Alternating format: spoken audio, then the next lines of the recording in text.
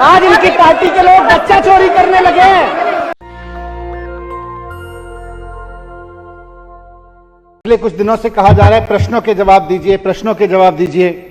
कल इनकी पार्टी के अध्यक्ष साहब हैं जेपी नड्डा जी आदरणीय, उन्होंने भी कहा केजरीवाल जी हमारे प्रश्नों के जवाब दीजिए।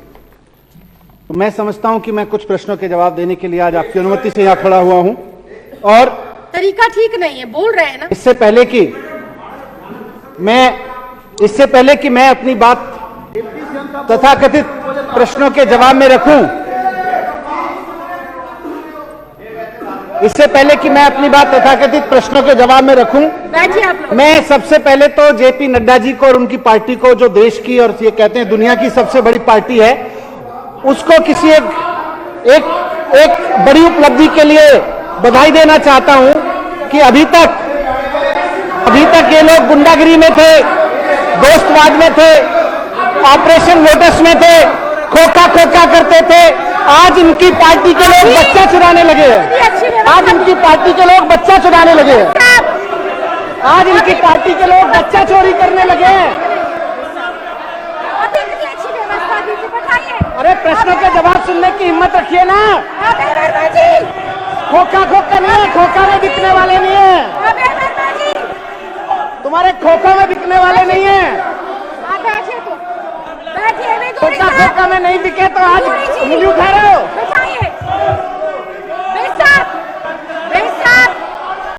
अध्यक्ष महोदय,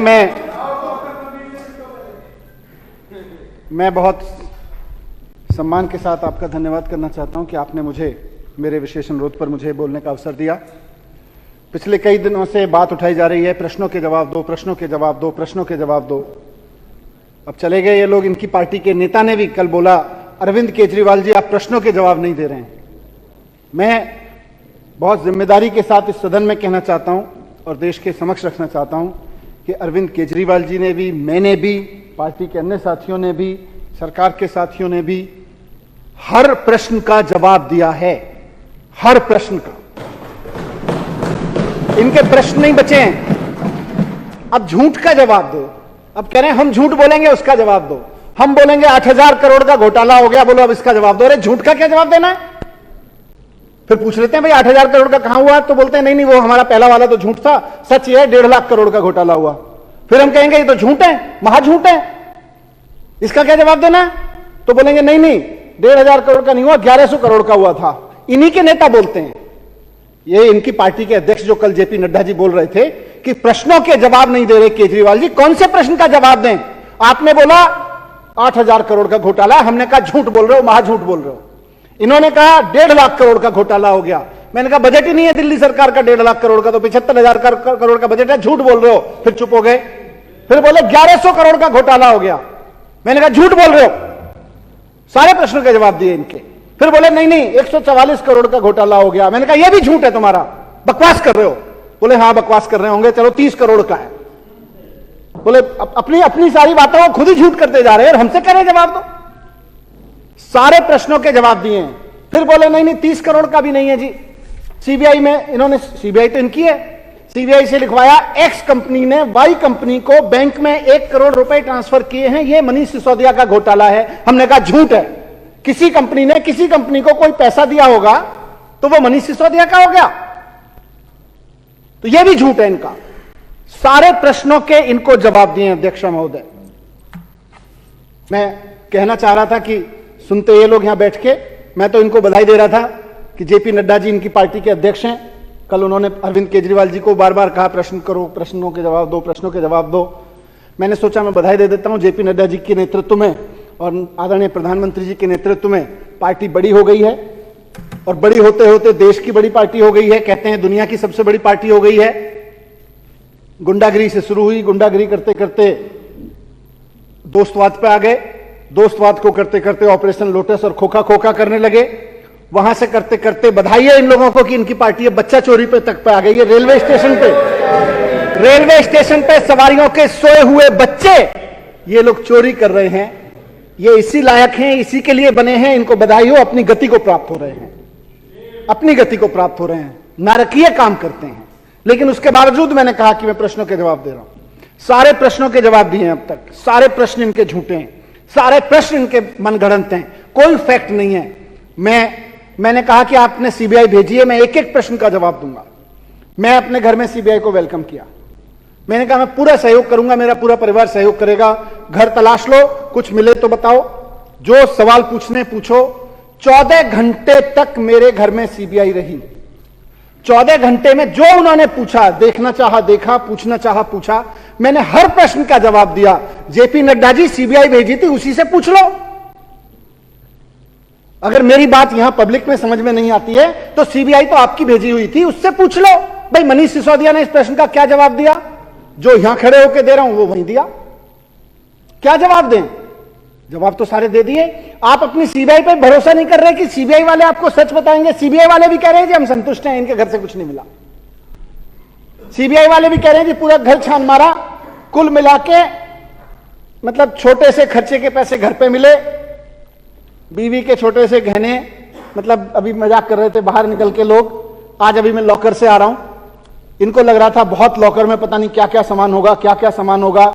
कुल मिला के 70-80 हजार रुपए का, उसमें गोल्ड के भी छोटा मोटा है, उसमें चेन भी है, उसमें बच्चा पैदा हुआ था मेरा 15 साल पहले, उसका झुंझुना भी है। वो सारा मिला के 70-80 हजार रुपए आज की वैल्यू का सामान नहीं निकला। फिर जब इनका नहीं चला, फिर झूठ। अब जवाब तो ये दें, कहां से झूठ बोलते हैं? इन्होंने अभी थोड़ी देर पहले मैं वहां से चला, मैं बता के चला सारे मीडिया को कि मेरे घर से कुछ नहीं निकला। मेरे बैंक लॉकर का इतना इन्होंने हल्ला मचाया, बैंक लॉकर तलाशेंगे, बैंक लॉकर तलाशेंगे, उसमें से निकलेगा, उसमें भी कुछ नहीं निकला। मैंने सारा बताया, मेरे पास सारे सर्च मेमो हैं, क्लीन चिट मिली है मुझको। प्रधानमंत्री जी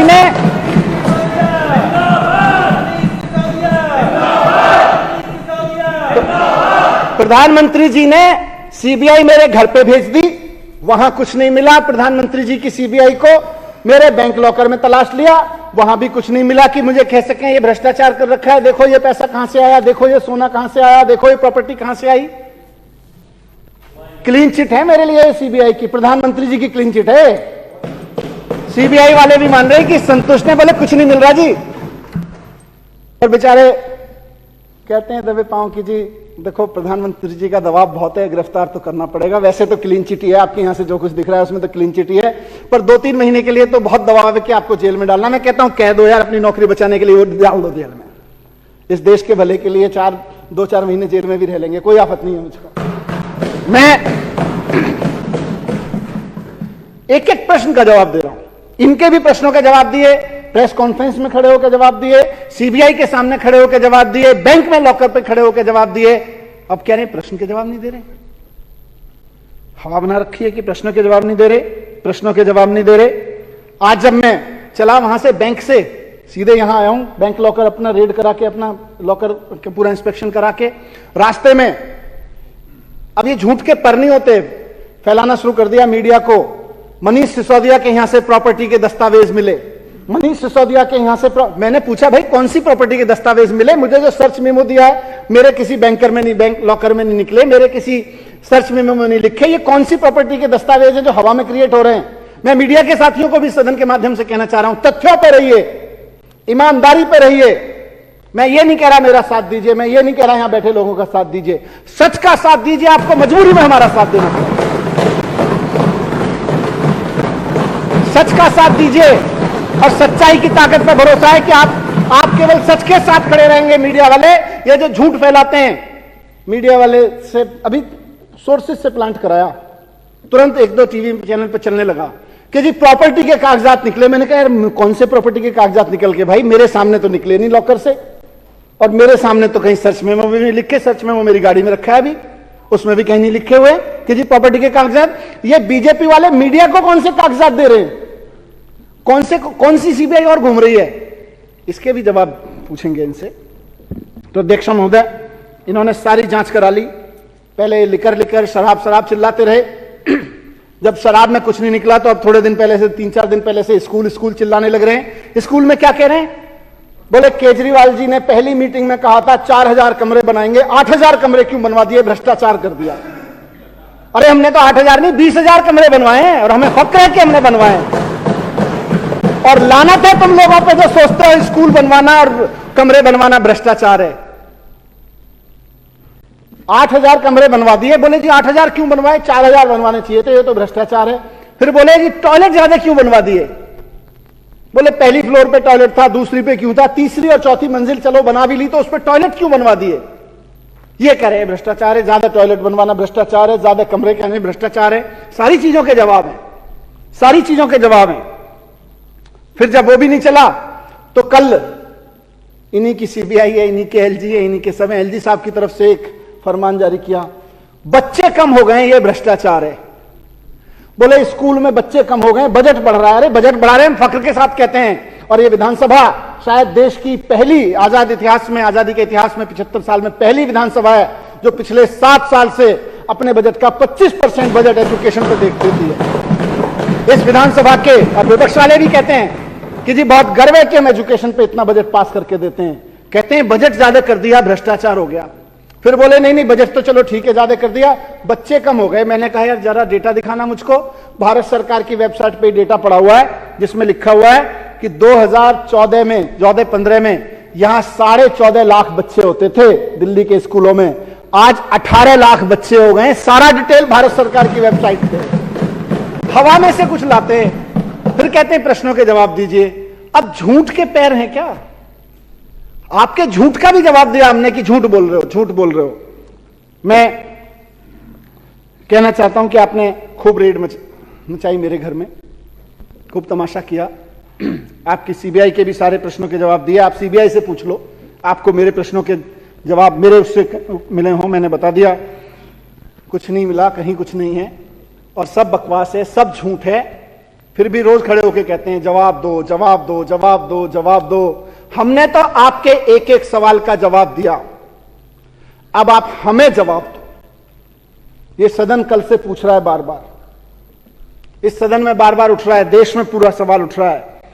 मैं प्रश्न पूछता हूं और जेपी नड्डा जी और भारतीय जनता पार्टी के नेताओं जवाब दो कि प्रधानमंत्री जी ने दूध और दही पे भी जीएसटी लगा के इतना पैसा सरकार में कमवाया,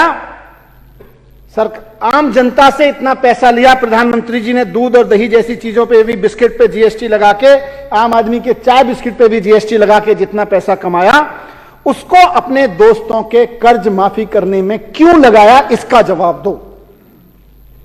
यह देश इस हालत में क्यों पहुंच गया कि दूध दही और चाय और बिस्किट पे भी जीएसटी लगेगा और उस जीएसटी से इकट्ठा पैसा प्रधानमंत्री जी के दोस्तों के कर्जे माफी में इस्तेमाल होगा। यह क्यों हुआ, इसकी सीबीआई जांच करो, इसका जवाब दो कि लोगों के दूध दही चाय बिस्किट पे टैक्स लगा लगा के इकट्ठा किया गया जीएसटी का पैसा प्रधानमंत्री जी ने अपने दोस्तों के कर्ज माफी पे क्यों खर्च किया, इसका जवाब दो।